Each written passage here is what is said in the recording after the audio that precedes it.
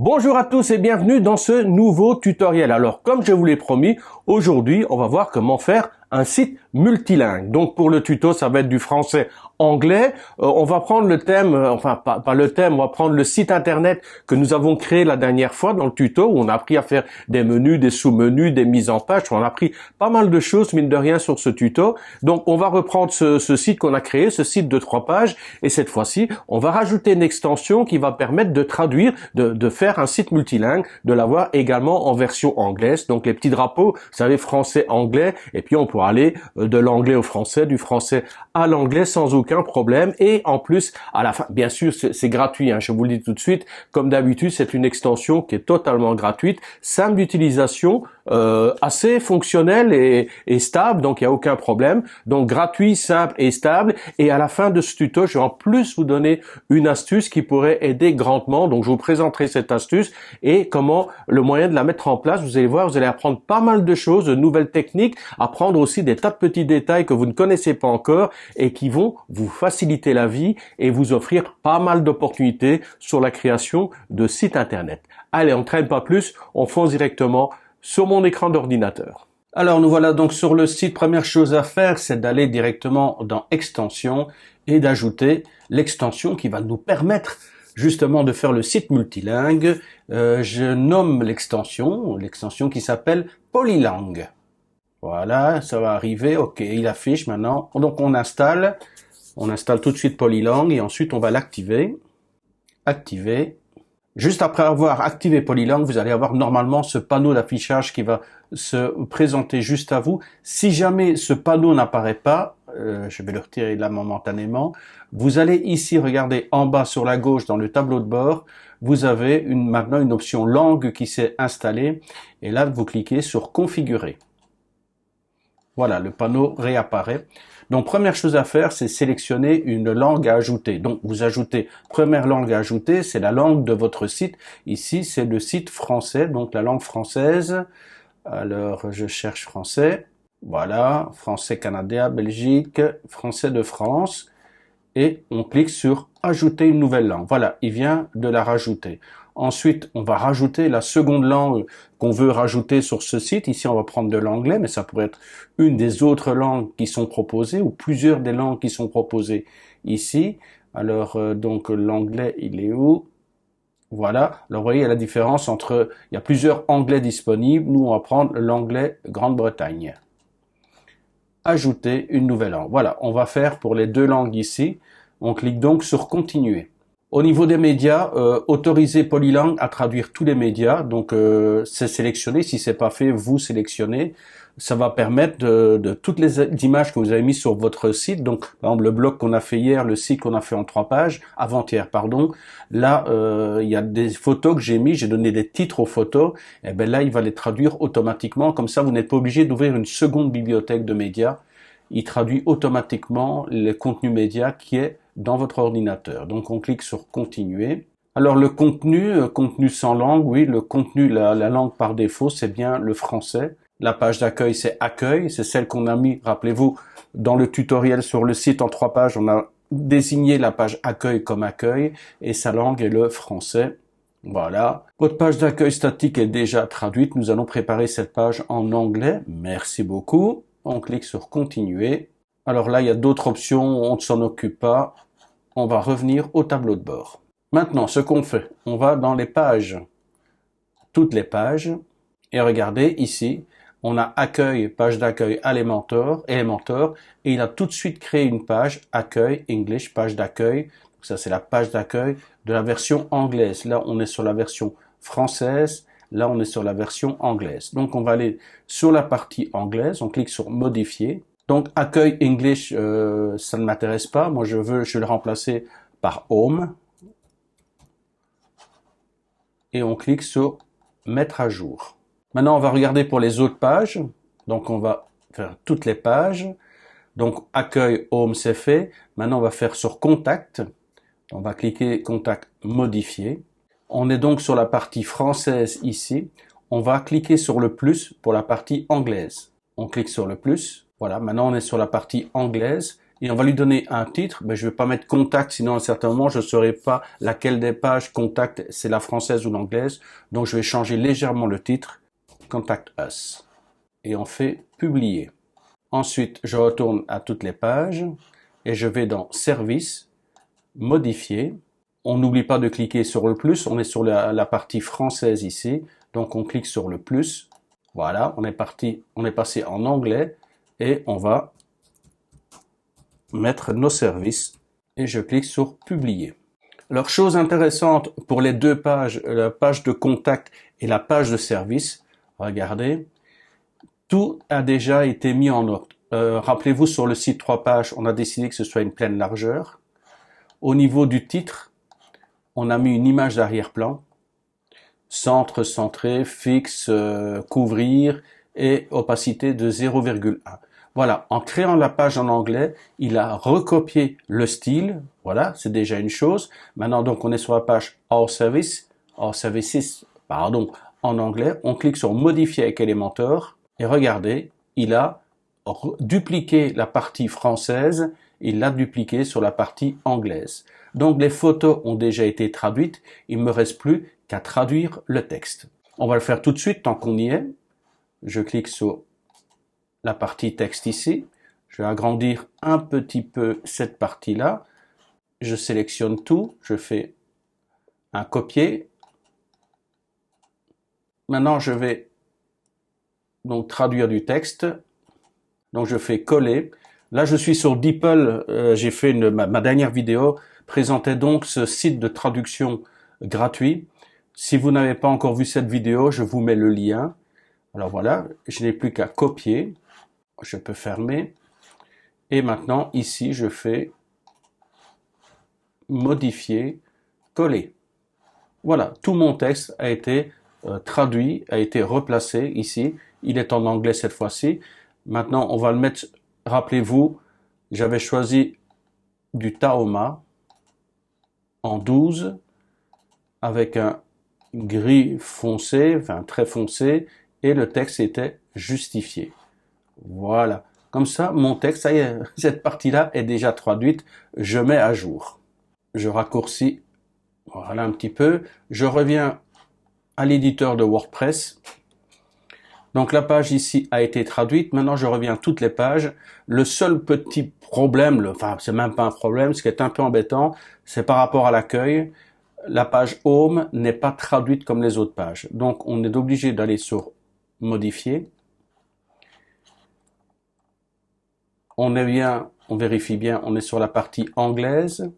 Et regardez, il met le contenu principal par défaut. Ben non, moi je veux que ce soit une pleine largeur. Donc là, il faut reprendre un petit peu ce qu'on avait fait lors du tuto. On va le faire très vite. Le style de titre, c'est image d'arrière-plan. On ajoute une image.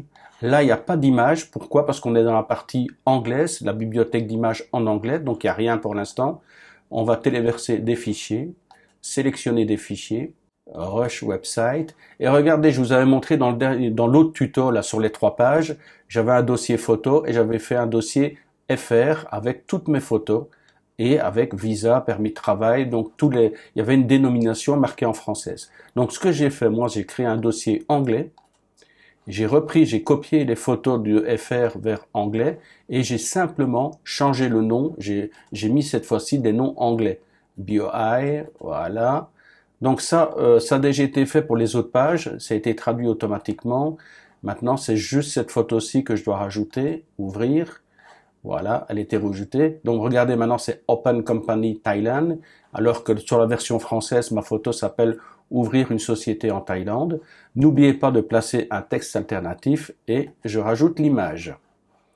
La position centré centre, le fichier joint fixe, la taille couvrir, opacité 0,1. Je mets à jour. Maintenant, je vais sur Modifier avec Elementor. Et là, il n'y a rien du tout. Il faut recréer la page en français. Il faut la refaire en anglais complètement. Mais, et c'est là que je vais vous donner une astuce. Regardez, on quitte ici. revenir à l'éditeur de WordPress. C'est très intéressant, surtout si vous avez des pages assez fouillées. On va dans toutes les pages, on va sur Accueil, on va aller sur Modifier avec Elementor. Voilà, donc on a toute notre page française avec toute la mise en page. Et regardez ici, il y a Mettre à jour et à droite il y a une petite flèche. Je sélectionne la flèche et je mets Enregistrer comme modèle. Ça veut dire qu'il va enregistrer ma page comme modèle. Donc je vais marquer Home FR par exemple et je l'enregistre. Voilà, c'est enregistré ici. Maintenant je ferme. Je reviens à l'éditeur de WordPress. Je retourne dans toutes les pages, je vais dans Home, Modifier avec Elementor, donc c'est vide pour l'instant, il n'y a rien du tout, donc au mieux de cliquer sur le plus, de rajouter des sections, des colonnes, je vais ici, je clique, et là j'ai une bibliothèque avec des blocs, des pages, qui n'est pas très intéressante, sauf si vous voyez, ce sont des trucs qui sont déjà prêts, mais il faut aller directement sur la partie payante voilà, c'est des templates, mais il faut payer. Ici, on va sur Mes modèles, home.fr et je clique sur Insérer, Appliquer et voilà, sur ma page en anglais, toute la partie française a été recopiée. Donc qu'est-ce qu'il me reste à faire? Il me reste juste à sélectionner le texte en français, j'agrandis un petit peu, comme on a fait juste avant, hein. C'est pas plus compliqué que ça. Je sélectionne l'ensemble, modifier, copier, j'ouvre DeepL, traduire du texte, je supprime le texte précédent, je colle le texte, il me le traduit.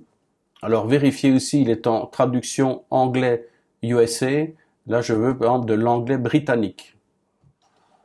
Et je fais copier.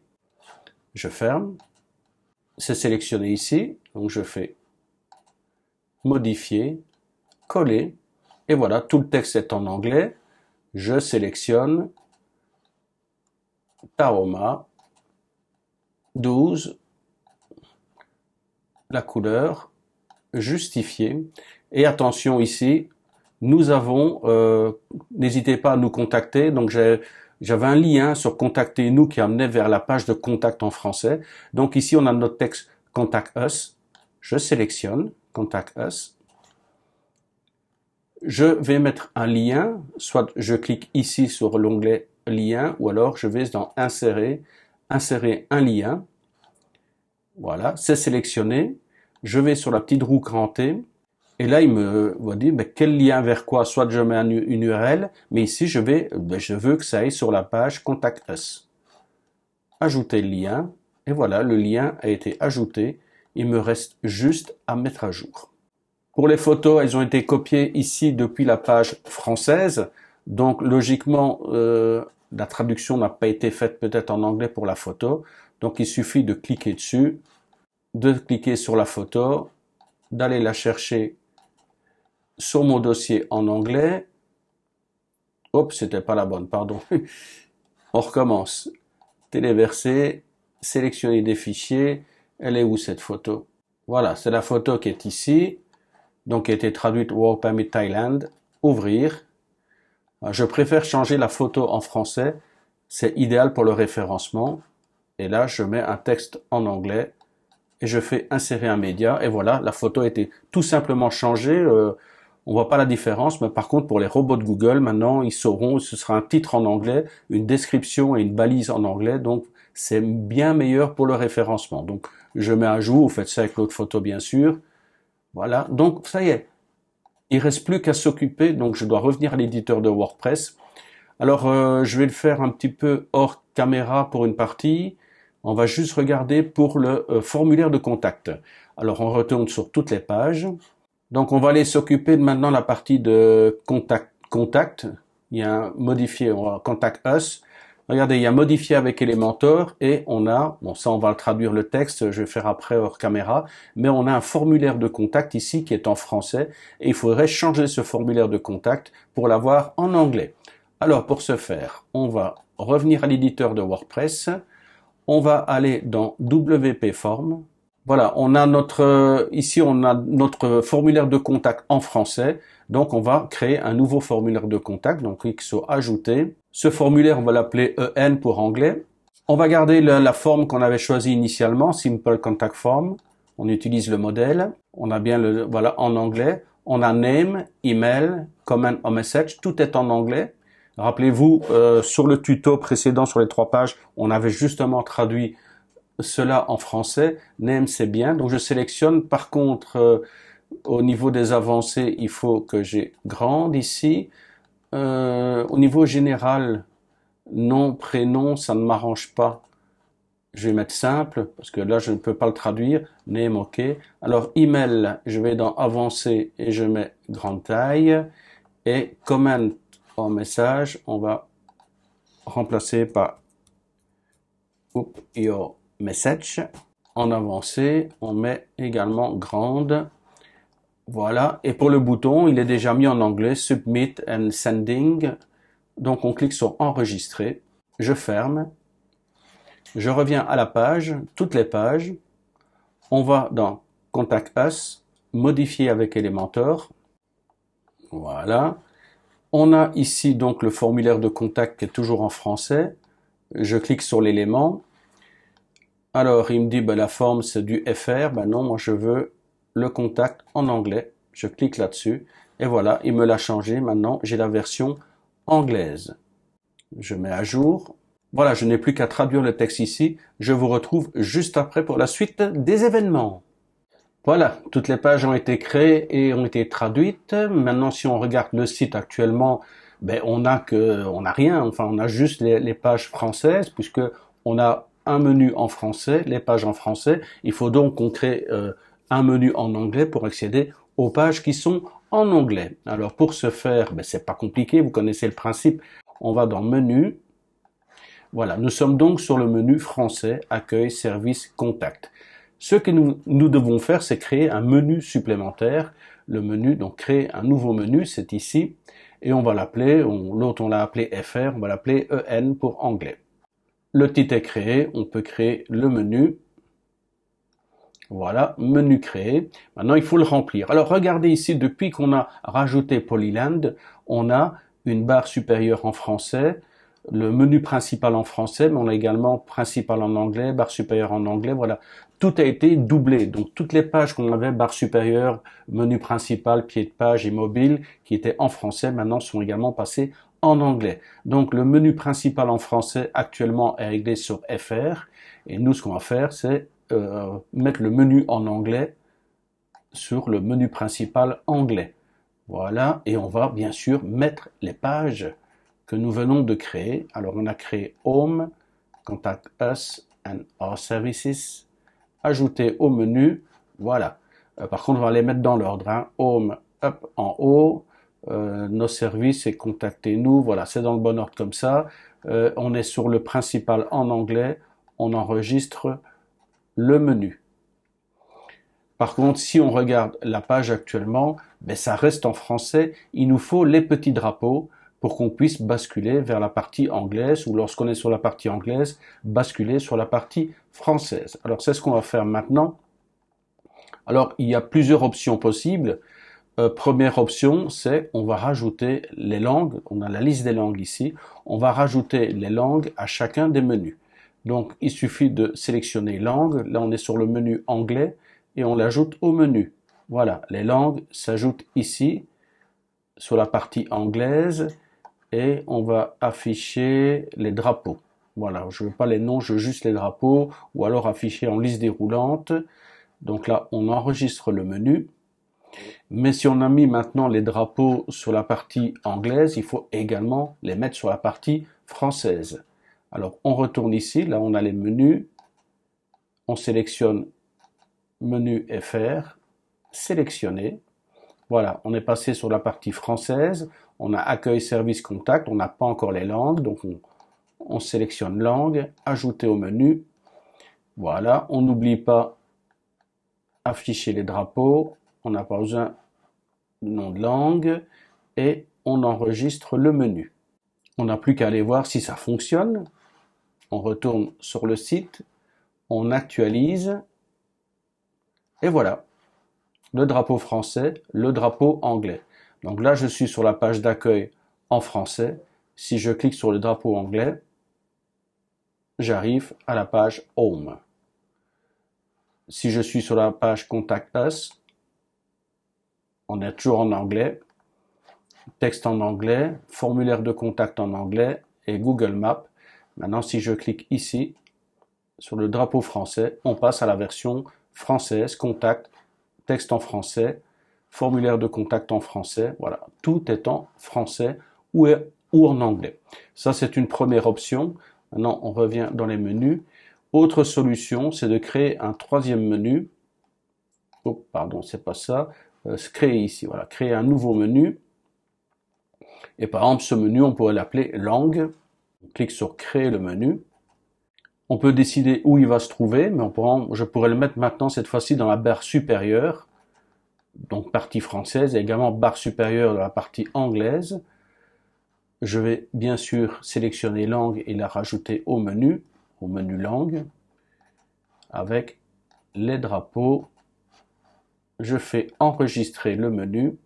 Je retourne sur le site, j'actualise.